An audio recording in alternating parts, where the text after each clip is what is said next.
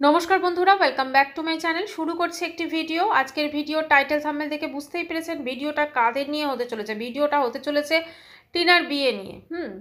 তো একটা টিনার বিয়ের একটা ফটো বলা যেতে পারে, সেটা যদিও ঢাকাঢুকি দেওয়া, তো সেই ছবিটাকে প্রকাশ করেছে কে না, টিনার কি বলবো, মানে ওর তো এখনো প্রথম হাজব্যান্ডের সঙ্গে ডিভোর্স হয়নি, যাই হোক তার সেকেন্ড হাজব্যান্ড, ঠিক আছে, যে নাকি এখন তাকে ছেড়ে চলে গেছে বা তাদের এখনো বিচ্ছেদ ঘটে গেছে। সেকেন্ড হাজব্যান্ড মানে ফোকলা।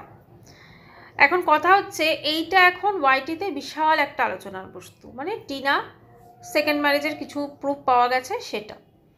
প্রথম কথা হচ্ছে আজকে ধরুন এই যে টিনু বলুন বা এই যে ফন্দীপ বলুন বা এই যে ফোকলা বলুন, এই যে ক্যারেক্টারগুলো, এই ক্যারেক্টারগুলো থেকে কিছু ভালো কিছু শেখার নেই, সত্যি কথা যেটা। আমি এই তিনটের মধ্যে কাউকেই আমি খুব বেশি দোষী কম দোষী এরম বলতে পারি না।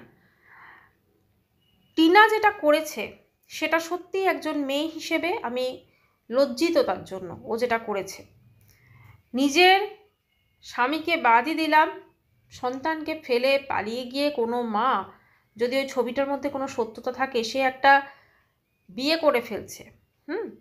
এখন অনেকেই বলছেন যে এগুলো জিনিসগুলো ঘটছে, এরকম ঘটছে। আসলে জবের থেকে এই পরকীয়াটা বৈধ হয়ে গেছে না, তবের থেকে এই জিনিসগুলো বেশি করে ঘটছে। এবং এই টোটাল জিনিসের থেকে আরও যেটা সব থেকে বেশি দোষী, সেটা হচ্ছে টিনার মা বাবা।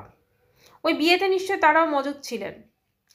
তো কথা হচ্ছে নিজের মেয়ের একা তো ডিভোর্স হয়নি, জামাইয়ের বিরুদ্ধে 498 কেস করেছে, তারপরে সেই মেয়ে বিয়ে করে ফেলছে অন্য একটা পুরুষের সাথে। অবশ্যই এটা শাস্তিযোগ্য অপরাধ, অবশ্যই এটা শাস্তিযোগ্য অপরাধ।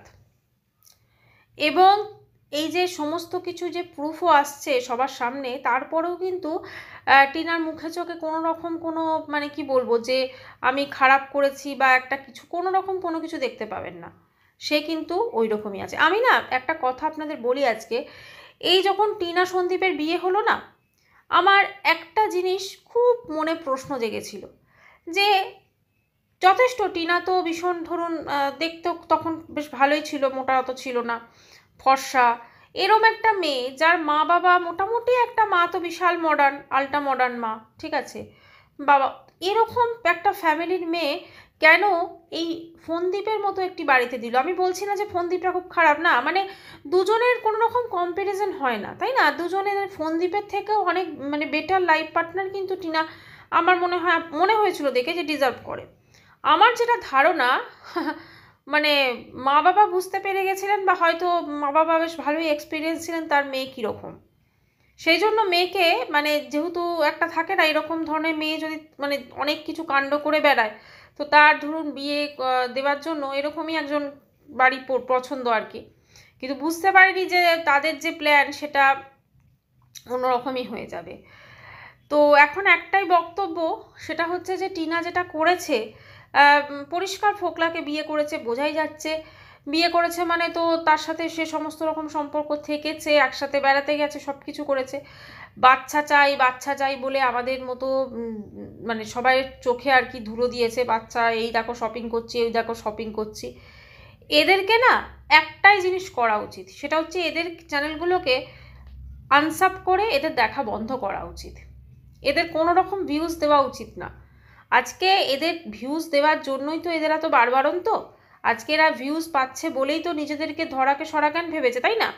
খুব সহজ একটা মানে বাড়ি থেকে বেরিয়ে এসে সেই স্বামী সম্পর্কে একটা ডোমেস্টিক ভায়োলেন্সের কেস একটা করে দিয়ে, তারপরে অন্য একটা পরপুরুষকে বিয়ে করে লুকিয়ে চুরিয়ে, ঠিক আছে, তারপরে খুব সহজ কিতনে আদমি থে, এই জিনিসগুলো খুব ভীষণ মনে পড়ে যাচ্ছে আজকে।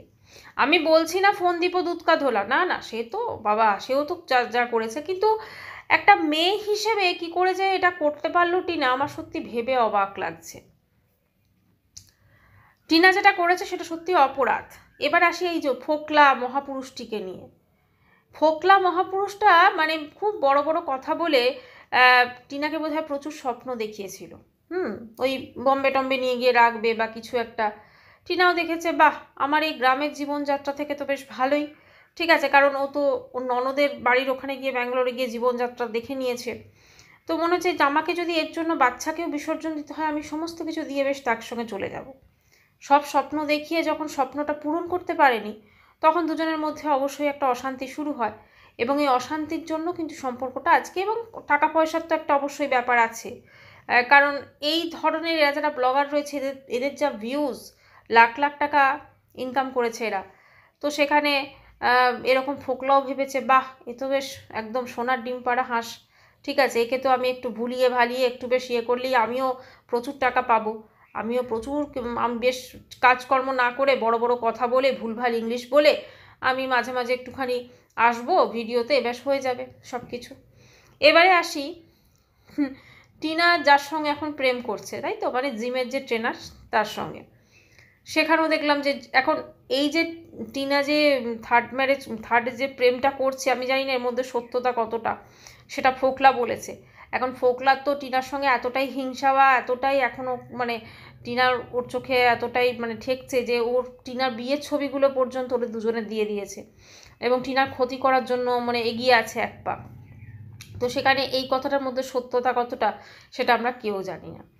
তবে একটাই কথা বলবো, যে ক্যারেক্টার তো ঢিলা একদম সবসময় যে ছেলেদের ক্যারেক্টার ঢিলা থাকে এরকম নয়, মেয়েদেরও থাকে। এবং এই টিনুর মতো যারা মেয়ে থাকে, ঠিক আছে, তাদের আসলে না এগুলো বোঝা যায় না। মানে বিয়ের সময় বিয়েতে অবশ্য কেন জানি না এরা খোঁজ খবর নেয়নি বা কিছু, দুবারই বলছি, এগুলো হয়তো বোঝা যায়নি। টিনাকে একটা সময় মনে হয়েছিল বাবা সত্যিই বোধহয় এর ওপর অত্যাচার হয়েছে, টর্চার হয়েছে, তারপর দেখছি এটা তো উল্টোর ব্যাপার হয়ে গেছে।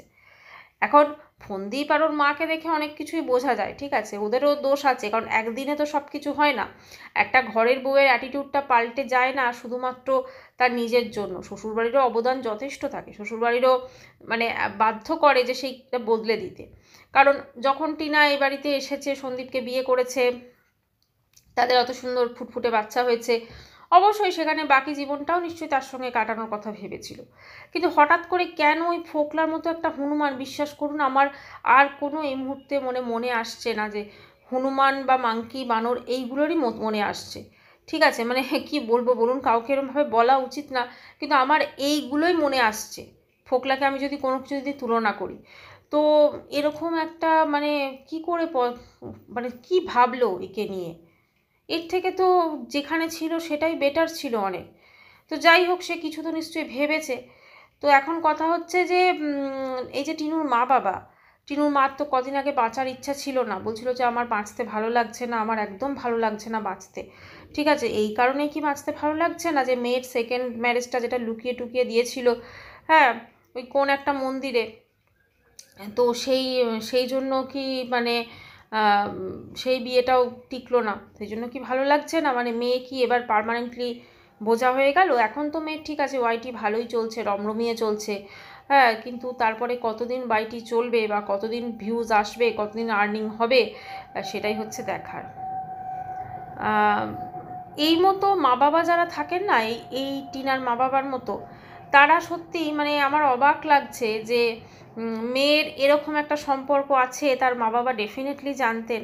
এইসব জেনে শুনেও যখন রিকভারির সময় গেছিলেন, তখন কিভাবে কতটা অধ্যত্ত, মানে দেখেছিলাম যে কলসি নিয়ে ফন্দীপকে মারতে আসছে বা যা যা দেখেছিলাম, এরাও অবশ্য লোকজন জোগাড় করে রেখেছিল, কিন্তু তবুও কীরকমভাবে সত্যি ভাবা যায় না, না, আজকাল তো আমরা সব দেখছি আর অবাক হয়ে যাচ্ছি। একটা সময় ছিল যখন নারীদের পক্ষে প্রচুর আইন ছিল, হ্যাঁ এখনও আছে, আমরা তো দেখতেই পাচ্ছি ভেরি রিসেন্ট একজন ক্রিকেটারের ডিভোর্স হয়ে আর যা অ্যালিমনি যা যা ফিগার শুনলাম, তাতে সত্যি অবাক লাগছে। কিছু বলার নেই এগুলো। তবে একটাই বলবো, যে এই ক্ষেত্রে যদি সন্দীপ এটাকে ইউজ করে, সন্দীপ ডিভোর্স পেয়ে যাবে, যদিও ডিভোর্স পেতে চায় এই পার্টিকুলার ব্যাপারটা, এবং এটা যদি প্রমাণ করতে পারে যে টিনু পরকীয়া ছিল ফোকলার সঙ্গে বা ওই হনুমান মুখোটার সঙ্গে, এখন হনুমান মুখো তো নিশ্চয়ই ফন্দীপ আর হনুমান মুখো মানে বেচু আর ওই ফোকলা নিশ্চয়ই এক হয়েও যেতে পারে, বলা যায় না আবার, দুজনেই তো ধাক্কা খেয়েছে, ঠিক আছে, দেখবেন দুজন একদিকে হয়ে গেল, ঠিক আছে, এই দুজন একদিকে হয়ে এখন টিনুর ক্ষতি করতে চাইলো, তো সেক্ষেত্রে ফন্দীপ ডিভোর্স পেয়েই যেতে পারে। কিন্তু আমার মনে হয় না ফন্দীপ ডিভোর্সের অ্যাপিলটা বোধহয় মনে হচ্ছে টিনু করেছে, জানি না। তো এখন ব্যাপারটা হচ্ছে ওর তাহলে ডিভোর্সের এত তাড়াটা কিসের? ফোকলার সঙ্গে তো আলটিমেটলি বিয়ে বা যা কিছুই তো নেই আর, ঠিক না, সংগ্রামপুর কালীবাড়িতে বোধহয় হয়েছিল বিয়েটা। ভগবানের সামনে, হ্যাঁ, মানে ভাবতে অবাক লাগে। ভগবানের সামনে, হ্যাঁ, ভাবতে অবাক লাগে। ভগবানের সামনে, মানে এটা তো কত বড় একটা মিথ্যা না। মানে ধরুন যে মন্ত্রগুলো পড়েছে, ওর আগের যে মন্ত্রগুলো যখন ফোনদীপের বিয়ের সময় পড়েছিল সেইগুলো তো পূরণ করলোই না, আবার নতুন করে ও শপথ নিচ্ছে নতুন করে মন্ত্রে। কিরকম অবাক লাগে, একটা বাচ্চাকে ছেড়ে তার মা চলে গিয়ে বিয়ে করছে। হ্যাঁ, মানে এটা সত্যি সমাজের যে কত অধঃপতন। এবং এরা আবার ব্লগার, বাবা, এরা বড় বড় ব্লগার সব। হ্যাঁ, এরা লাখ লাখ টাকা ইনকাম করছে, সোশ্যাল ইনফ্লুয়েন্সার। এদের থেকে মানুষ কি শিখবে? শিখবে কি করে একটা সংসার ছেড়ে বেরিয়ে গিয়ে তুমি পরকীয়া করে আরেকটা বিয়ে করতে পারো? তবে একটা জিনিস, যে কর্মা হিটস ব্যাক, একদম কর্মা এমনভাবে মানে মেরেছে না বাড়িটা, ভগবানের মার, একদম ফোকলার সঙ্গে সম্পর্ক টিকলো না। তো যাই হোক, এখন যদি অন্য কারোর সঙ্গে সম্পর্কে মানে জড়িয়ে থাকে তাহলে আর কিছু বলার নেই সেক্ষেত্রে। আর ওর যেভাবে না, আরেকটা জিনিস আমি একটু বলতে চাই, ও যখন ফোনদীপের বাড়িতে ছিল, ঠিক আছে, তখন দেখবেন ওর চেহারাটা, ঠিক আছে, ওর চেহারাটা কত এত মোটা ছিল না। হঠাৎ করে এত মোটা কেন হয়েছে বলুন তো? অ্যালকোহল। এবং শুধু অ্যালকোহল না, প্রচুর মানে অসংযমী জীবনযাপন করার জন্য। কারণ কোনো কাজকর্ম ফোনদীপের বাড়িতে তবুও তো কিছুটা একটা সংসার জীবনে ছিল, একটা কিছু তো কাজকর্ম করতে হচ্ছিল, কিছুটা একটা মানে একটা অনুশাসন যে জীবন হয়, ডিসিপ্লিন জীবনের মধ্যে ছিল। কিন্তু এখন তো বেরিয়ে গিয়ে তো সে একদম পুরো আকাশে উঠছে, ঠিক আছে। সেখানে একটা না তো ঠিক টাইমে খাওয়া, না তো প্রপার ইয়ে করা, মানে কি বলবো, তার জীবনযাত্রার পরিবর্তন হয়েছে এবং চেহারাটারও এখন জিম করে সেগুলো কমাতে হচ্ছে। তবে একটাই বলবো যে এখন সত্যি বাচ্চাটার কথা ভেবে খারাপ লাগছে। ফোনদীপও তো একটাকে যথায় জুটিয়ে নিয়েছে, বাচ্চাটা কি পেল? বাচ্চাটা ভালো থাকুক, এই আর কি। বাচ্চাটাকে ভগবান ভালো করে মানুষ করুক, এটাই, মানে মানুষ হতে হোক, তৈরি করুক আর কি। জানি না এই যখন বাচ্চাটা বড় হবে, মায়ের এই কুকীর্তিগুলো যেগুলো ফাঁস হচ্ছে এগুলো যখন জানবে শুনবে, বাচ্চাটার মনে কি এফেক্ট হবে। যাই হোক বন্ধুরা, ভিডিওটি এখানেই শেষ করছি। চ্যানেলটি ভালো লাগলে অবশ্য করে সাবস্ক্রাইব করার অনুরোধ রইল। দেখা হচ্ছে নেক্সট ভিডিওর সঙ্গে। আর একটাই কথা বলবো, যে এই ধরনের ব্লগারদের নিয়ে, মানে যারা এই টিনুর মতো ব্লগার আছেন বা যা কিছু, এদের নিয়ে না আলোচনা আমার মনে হয় কমানো দরকার। কারণ এগুলো সত্যি কথা বলতে কি আমাদের কোনো রকম উপকারে লাগবে না, এগুলো কিন্তু ক্ষতিই হচ্ছে সমাজের। তাই সমাজের কাছে আমাদের প্রত্যেকেরই তো একটা কিছু দায়বদ্ধ, তাই না, যে আমরা সমাজটাকে পরিষ্কার পরিচ্ছন্ন রাখি। এবং সেই জন্য এই ধরনের নোংরা মানুষজনকে নিয়ে আলোচনা করা টোটালি বন্ধ করা উচিত। কারণ এই জীবনযাত্রা যেটা আমরা দেখলাম, সত্যি কথা, একজন নারী হয়ে না লজ্জিত, ভীষণ লজ্জিত এরকম একজন কাউকে দেখে, যে তার বাচ্চাকে ছেড়ে সে একটা কালীবাড়িতে গিয়ে বিয়ে করছে। সত্যি এগুলো ভাবা যায় না, একদমই ভাবা যায় না এগুলো। যতই তার ব্রেন ওয়াশ হোক আর যতই যাই হোক, ওই বিয়েতে নিশ্চয়ই ওর মা বাবাও উপস্থিত ছিলেন। জানি না এদের ঈশ্বর কোনোদিন ক্ষমা করবেন কি না, কিন্তু একটাই বলবো, ভালো থাকার অধিকার সবার আছে, সবাই ভালো থাকতে চায়, কিন্তু সব কিছুর একটা প্রসেস আছে। কাউকে কাঁদিয়ে, কাউকে গর্তে ফেলে দিয়ে, কাউকে কারুর ক্ষতি করে কেউ কোনোদিন ভালো থাকতে পারে না। আর সেটা জলজ্যান্ত প্রমাণ আজকে এই এই ঘটনাগুলো। আজকে যদি ফোকলার সঙ্গেও সব কিছু ঠিক থাকতো, ফোকলা নিশ্চয়ই এই জিনিসটা করতো না পাবলিক, এই ছবিটা। মানে ফোকলা এখনও চিরশত্রুতে পরিণত হয়েছে।